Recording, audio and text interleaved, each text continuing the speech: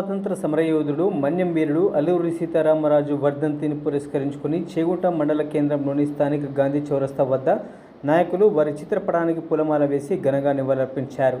ఈ సందర్భంగా ఉప సర్పంచ్ మహమ్మద్ రఫీ మాట్లాడుతూ మన్యం వీరుడు అల్లూరి సీతారామరాజు దేశం కోసం చేసిన సేవలను కొనియాడారు. ఈ కార్యక్రమంలో చేగుంట ఉప సర్పంచ్ మహమ్మద్ రఫీ, కాంగ్రెస్ సీనియర్ నాయకులు సండుగు సతీష్, గ్రామ పాలకవర్గ సభ్యులు సాయిబాబా, సుఖేందర్, రబీ, గ్రామస్తులు లింగం, శ్రీను, సోమ సత్యనారాయణ, విష్ణు తదితరులు పాల్గొన్నారు.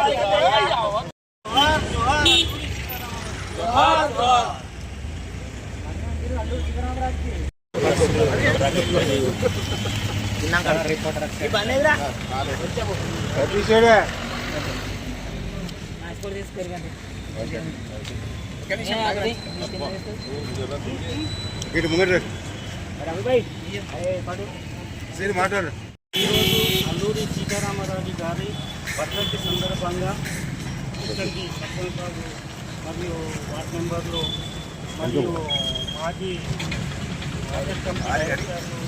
చైర్మన్లు అందరికీ మరి పత్రిక విలేకరులకు అందరికీ నమస్కారములు.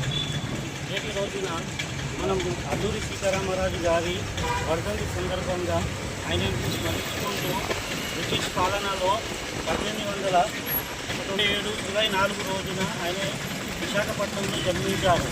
అప్పటి బ్రిటిష్ వారి గిరిజనుల పైన కట్టుబడి చేసుడు మరియు అప్పటి మహిళల పైన అత్యాచారాలు చేసుడు, బ్రిటిష్ వారి దౌర్జన్యాన్ని చూసి అల్లూరి సీతారామరాజు గారు వాళ్ళకు తిరుగుబాటు మొదలుపెట్టారు.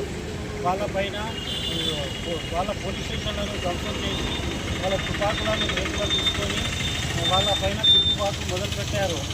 అప్పుడు ఉన్న బ్రిటిష్ అధికారులు ఆయన పైన ఎవరైనా ఆచూకీ చెప్తే 10,000 రూపాయలు ఇనామీ ఇస్తామని ప్రకటించారు. ఆయన భయపడకుండా, చెప్పు చెదరకుండా వాళ్ళపైన ఎదురుగా ఎన్నో ఉద్యమాలు చేశారు, ఎన్నో ఎదురు కాల్పులు జరిపారు.